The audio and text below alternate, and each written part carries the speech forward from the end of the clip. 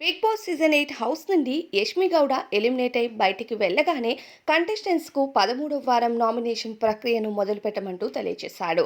ఇక గార్డెన్ ఏరియాలో రంగు పడుతుంది అనే ఒక టాస్క్ ద్వారా కంటెస్టెంట్స్కి అయితే నామినేషన్ ప్రక్రియ జరపాలి అంటూ తెలియచేయటం, అలానే టాప్ 5లో ఏ కంటెస్టెంట్స్ని చూడకూడదు అని మీరు అనుకుంటున్నారో ఆ కంటెస్టెంట్స్కు సంబంధించిన నామినేషన్స్ని తగిన రీజన్స్ని చెప్పి ఇద్దరు కంటెస్టెంట్స్ని నామినేట్ చేయండి అంటూ కంటెస్టెంట్స్తో చెప్పడంతో ఇక మామూలు గొడవలు జరగలేదు ఈ నామినేషన్ ప్రక్రియలో.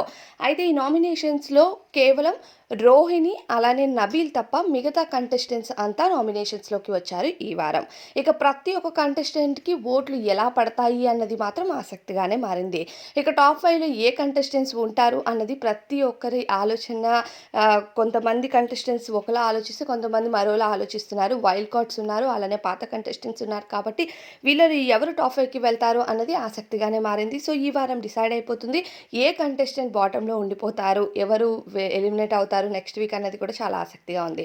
అయితే గొడవల విషయానికి వస్తే గౌతమ్ మరియు నబీల్‌కి చాలా పెద్ద ఫైట్ జరిగింది. అలానే పృథ్వీ, అవినాష్‌కి కూడా ఫైట్ జరిగింది. ఇక పృథ్వీ ఎవరినైనా చాలా అంటే లైట్‌గా తీసుకుంటాడు. చాలా కేర్‌లెస్‌గా మాట్లాడతాడు. అవినాష్, నువ్వు నామినేషన్స్‌లోకి వచ్చిన ఫస్ట్ వారమే ఎలిమినేట్ అయ్యే వరకు వెళ్ళిపోయావు. అది నీకున్న క్యాపబిలిటీ, బయట నీకేసే ఓట్లు అన్నట్టు మాట్లాడి తనని తక్కువ చేసి మాట్లాడతాడనమాట. సో, అలాంటి టైప్ ఆఫ్ నామినేషన్ అనేది చూసే వాళ్ళకి కూడా నెగెటివ్ వచ్చేటట్టు కనిపిస్తది. పృథ్వీకి ఆల్రెడీ డేంజర్ జోన్ నుంచి బయటకొచ్చాడు.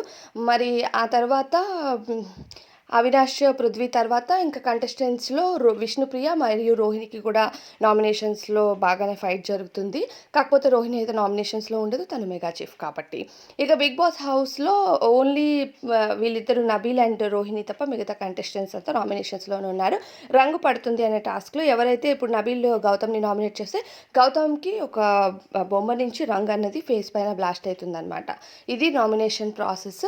ఇక నిఖిల్, అలానే గౌతమ్, విష్ణుప్రియ, అవినాష్, టేస్టీ తేజ వీళ్ళంతా కూడా నామినేషన్స్‌లో ఉన్నారు ఈ వారం.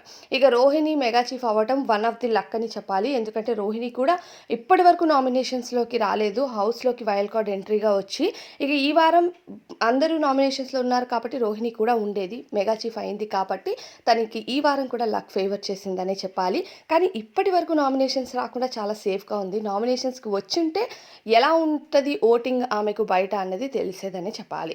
ఇక యాజ్ యూజువల్‌గా నిఖిల్‌కి అయితే టాప్ ఓటింగ్ జరుగుతుంది. సర్వే పోల్ ఓటింగ్ ప్రకారం మనం చూస్తే ఇక సెకండ్ పొజిషన్‌లో అయితే మనకి పృథ్వీ కనిపిస్తున్నాడు ప్రెజెంట్. థర్డ్ పొజిషన్‌లో విష్ణుప్రియ, ఫోర్త్‌లో టేస్టీ తేజ, ఫిఫ్త్‌లో అవినాష్ కనిపిస్తున్నాడనమాట. మరి మీ ఓట్ ఎవరికి అన్నది కామెంట్స్‌లో చెప్పండి.